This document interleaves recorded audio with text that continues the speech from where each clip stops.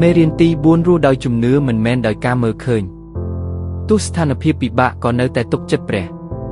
គម្ពីរស្នូល2កូរិនថូសជំពូក5:7ត្បិតយើងដើរដោយជំនឿមិនមែនដោយមើលឃើញទេឯជំនឿគឺជាកន្លងក្នុងជីវិត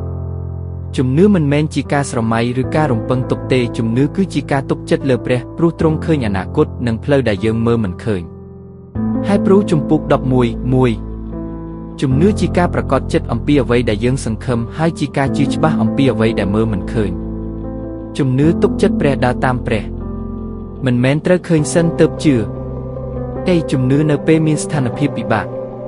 មនុស្សជាច្រើនអាចជឿព្រះនៅពេលអ្វីល្អប៉ុន្តែជំនឿពិតបង្ហាញច្បាស់នៅពេលមានបញ្ហាសម្ពាធនិងការលំបាកយ៉ាកុបជំពូក1:2-4បង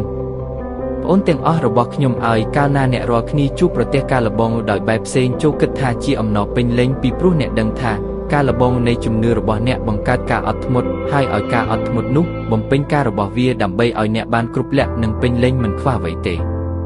ជំនឿមិនមែនគ្រាន់តែសោកស្ដាយតែជាការទុកចិត្តថាព្រះកំពុងធ្វើការនៅក្នុងបញ្ហាទេរស់ដោយជំនឿនាំឲ្យមានភាពឈរជើងបានពេលយើងមិនដើរតាមអារម្មណ៍ឬអ្វីដែលភ្នែកឃើញតែដើរតាមព្រះបន្ទូលយើងនឹងមានសន្តិភាពនិងភាពក្លាហានហើយព្រោះជំពូក13:5-6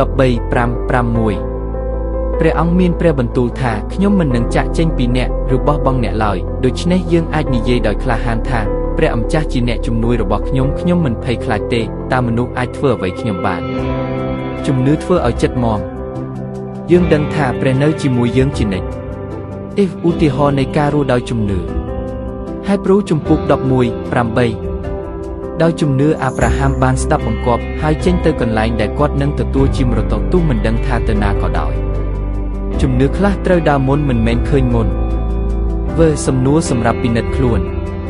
តើខ្ញុំអាចទុកចិត្តព្រះនៅពេលមិនឃើញផ្លូវបានទេតើខ្ញុំជឿតាមអារម្មណ៍ឬតាមព្រះបន្ទូលតើបញ្ហាធ្វើឲ្យជំនឿខ្ញុំរឹងមាំឡើងឬធ្លាក់ចុះវាយជំហានអនុវត្តផ្ទាល់ខ្លួន1អាននិងប្រកាសព្រះបន្ទូលរាល់ថ្ងៃទោះអារម្មណ៍មិនល្អ2អធិស្ឋានប្រគល់បញ្ហាដល់ព្រះជំនួសការព្រួយបារម្ភ3ជ្រើសរើសស្ដាប់ព្រះមិនតាមការមើលឃើញ4ចងចាំសក្តានុពលដែលព្រះធ្លាប់ជួយអ្នកកន្លងមក5និយាយពាក្យជំនឿមិនមែនពាក្យបរាជ័យសេចក្តីសន្និដ្ឋាន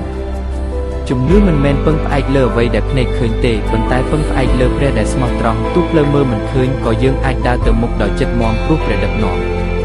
ជីវិតដែលរស់ដោយជំនឿជីវិតដែលមានសន្តិភាពកម្លាំងនិងសេចក្តីសង្ឃឹមសេចក្តីអធិស្ឋានព្រះម្ចាស់ជាទ្រង់ស្មោះត្រង់សូមអរព្រះគុណចំពោះព្រះបន្ទូលដែលបង្រៀនឲ្យខ្ញុំរស់ដោយជំនឿមិនមែនដោយការមើលឃើញនៅពេលខ្ញុំជួបការលំបាកឬមិនឃើញផ្លូវសូមជួយឲ្យចិត្តខ្ញុំទប់ចិត្តលើទ្រង់មិនឲ្យភ័យខ្លាចឬសង្ស័យឡើយសូមបង្កើនជំនឿរបស់ខ្ញុំឲ្យខ្ញុំអាចដើរតាមព្រះបន្ទូលប្រគល់បញ្ហាទាំងអស់ដល់ទ្រង់និងឈរជើងបានយ៉ាងរឹងមាំខ្ញុំជឿថាទ្រង់មិនដែលបោះបង់ខ្ញុំហើយតែងតែដឹកនាំខ្ញុំទៅកាន់ផ្លូវល្អបំផុតអធិស្ឋានក្នុងព្រះនាមព្រះយេស៊ូវគ្រីស្ទអាមែនសូមអរគុណព្រះប្រទានពរ